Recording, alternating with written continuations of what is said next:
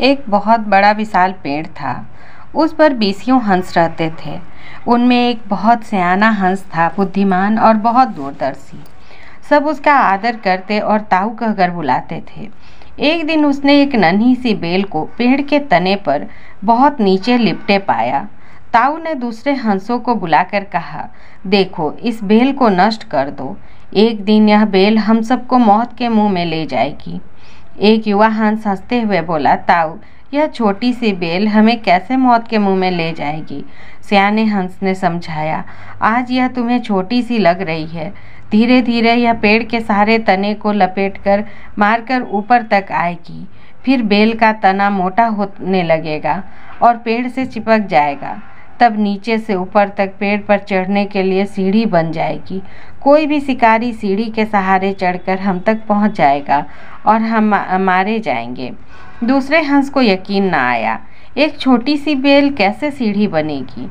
तीसरा हंस बोला, ताऊ, तुम तो एक छोटी सी बेल को खींचकर ज्यादा ही लंबा कर रहे हो। एक हंस बड़बड़ाया, यह ताऊ अपनी अक्ल का रौब डालने के लिए अंट संट कहानी बना रहा है। इस प्रकार किसी दूसरे हंस ने ताऊ की बात को गंभीरता से नहीं लिया। इतनी दूर तक देख पाने की उनमें अक्ल नहीं थी। समय बीतता रहा। बेल लिपटते लिपटते ऊपर शाखाओं तक पहुंच गई। बेल का तना मोटा होना शुरू हुआ और सचमुच ही पेड़ के तने पर सीढ़ी बन गई, जिस पर आसानी से चढ़ा जा सकता था। सबको ताऊ की बात की सच्चाई सामने नजर आने लगी, पर अब कुछ नहीं किया जा सकता था, क्योंकि बेल इतनी मजबूत हो गई थी कि उसे नष्ट करना हंसों के बस की बात नहीं थी। एक दिन जब सब हंस दाना चुगने बाहर गए, तब एक बहेलिया उधर आ निकला। पेड़ पर बनी सीढ़ी को देखते ही उसने पेड़ पर चढ़कर जाल बिछाया और चला गया। सांझ को सारे हंस लौट आए। पेड़ पर उतरे तो बहेलिया की जाल में बुरी तरह फंस गए। जब वे जंगल में फंस गए और फड़फड़ाने लगे, तब उन्हें ताऊ की बुद्धिमानी और दूरदर्शिता का पता चला। सब ताऊ की बात न मानने के लिए लज्जित थे और अपने को कोस रहे थे। ताऊ सबसे रुष्ट था और चुप बैठा था। एक हंस ने हिम्मत करके कहा, ताऊ, हम मूर्ख हैं, लेकिन अब हमें मुंह मत फेरो। दूसरा हंस बोला, इस संकट से निकलने का तरकीब तू ही हमें बता सकता है। आगे हम तेरी कोई बात नहीं टालेंगे।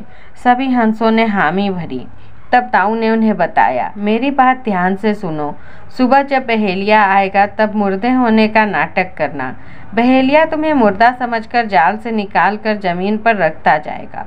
वहाँ भी मरे समान पड़े रहना। जैसे ही वह अंतिम हंस को नीचे रखेगा, मैं सीटी बजाऊंगा।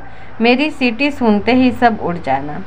सुबह बहेलिया आया। हंसों ने वैसा ही किया जैसा ताऊ ने समझाया था। सचमुच बहेलिया हंसों को मुर्दा समझकर जमीन पर पटकता गया। सीटी की आवाज़ के साथ ही सारे हंस उड़ गए। बहेलिया अवाक होकर देखता रह गया। सीख: बुद्धिमानों की सलाह गंभीरता से लेनी